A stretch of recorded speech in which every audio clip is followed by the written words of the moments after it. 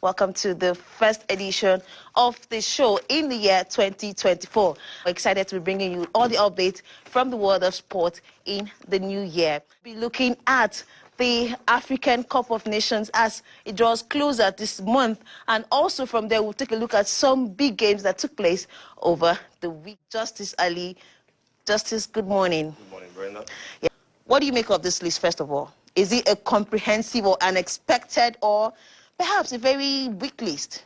Well, Nigerians, they've been looking out for this list, and some of them are actually surprised that probably the players they prefer to make the cut, they didn't make it. But I think it's fair enough for Stanley Nwabali, who has been very good for Lobby Stars before joining this South African side.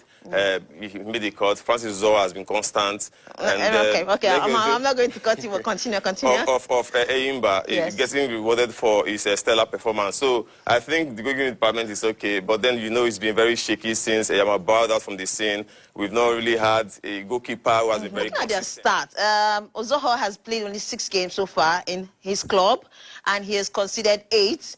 And just 2 clean sheets. And if you talk about Nwabali, he's played 15 games. That means he's a regular. He's played 15 games, and he's able to keep 7 clean sheets out of that 15 games. And for Uzoho, he has also had a stellar performance when it comes to Enyimba. He's played almost every game. He's the captain of Enyimba and has been featured in every game. And then when you talk about form, it's how often you play. So what makes you think Uzoho can be taken over Nwabali? Well, for me, I feel that this is the biggest stage of African football, and so you must have that composure, that experience, for you to be able to deliver on this stage. For the other 2, they play their trades. Enyimba here in Africa, in Nigeria. In Africa. So I think he just has the experience, and he's been with Super Eagles for a longer time than this other 2. So that's why I'm giving him the nod to. Yeah, and Uzoho fan. Well, let's Uzoho now too. We're also hearing news that Kelechi Iheanacho of Leicester City will most likely be missing out of the AFCON because we got news that he has been injured. So, and then Terry Murphy and Gift Orban have been picked to one of the players to represent or to replace him. Let me get your take on these 2 players. Do you think they have what it takes to stand in for Kelechi Iheanacho? Good options, but then I think many people expected Terry Murphy to make the cut initially. Of course, 6 games, 6 goals in 6 games. Now that Kelechi Iheanacho is out, I think he's most likely going to pick that spot. But for Gift Orban, he's young, he's 21. It's time to come. Yeah. Why do they always do the MPFL players that have been making headlines that sadly they didn't make it to the Super Eagles call-up list? Ali, we have Sikiri here, highest goal scorer in the MPFL so far, 11 goals in 10 games. That's a good record for the player, a striker. Talking about the goalkeeper of Doma United, they are second on the log right now. Doma United has managed to keep 7 clean sheets in 10 games. What do you make of these players, and why do you think they deserve to have been called into the Super Eagles? Well, if not for anything, at least to encourage them to make other players know that they are loved. Yes. That despite the fact they are playing their trade at home, they should be rewarded for their performances. For the striker, that's a very good one. Yes. That's averaging 1-point-something goals each match. He should have made it, but then at this point in time, Super Eagles, they are star-studded going forward, so it will be very difficult for him to make the cut. When you have a certain Boniface in isn't that a problem? Isn't that a problem? Well, we have too many strikers in this country. I don't think there's ever been a time when Super Eagles lacks a very good striker. So I think, too, that he's 27. He doesn't have time on his side, but then maybe the Chan tournament and others will come for him to show what he has. For the man I'm mostly interested about is the defender, right back, center right back.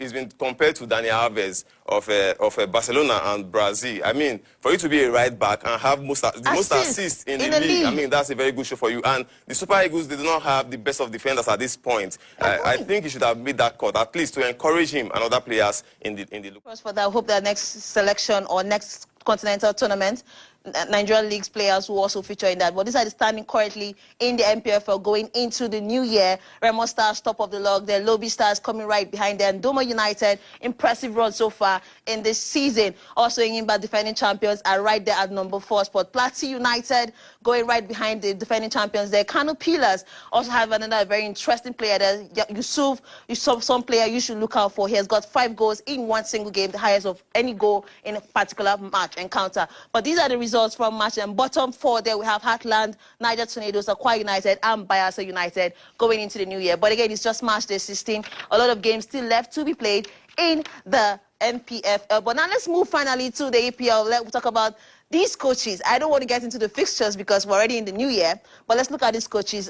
Aside from the defending champion, Manchester City, Pep Guardiola, these are the coaches that have been, hinted to win the league or to be title contenders. Talking about Jurgen Klopp, Mikel Arteta, and Unai Emery. Your thoughts? Well, Jurgen Klopp, anytime, is a world-class coach. We've seen him compete for the title before against the stars of the Manchester City side. And so, no surprises that he's also pushing for the title this time around. For Mikel Arteta, he came very close last year. Last season, he's trying to give it a try again.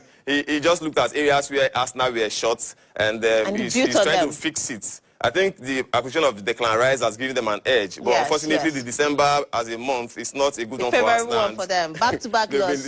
For Unai Emery, great outing. I mean, I'm not too surprised. He's the first manager to ever win the Europa League back-to-back 3 times in a row, and we saw what he did in the Spanish league before coming to the English league. That he's definitely going to get the place in Europe.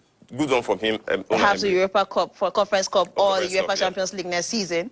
All right, thank you so much, Ali, for coming on the show this morning, and Happy New Year once again. Thank you very much. But that's the much we can take on Kakaki Sport this beautiful Monday morning. Thanks for watching. I am Simbi Shima. Once again, Happy New Year.